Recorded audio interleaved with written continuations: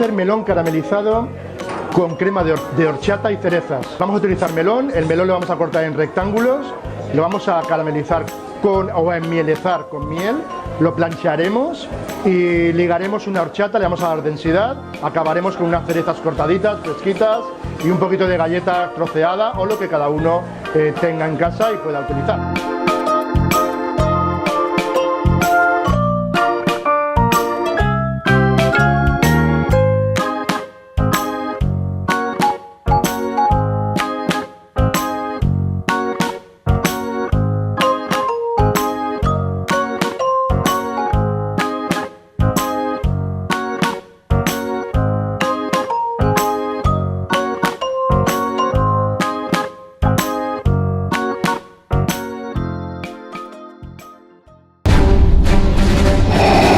Nuevos Ketchup Kits y Mayo Kits Star Wars. Todo el poder de la salsa en 6 envases coleccionables.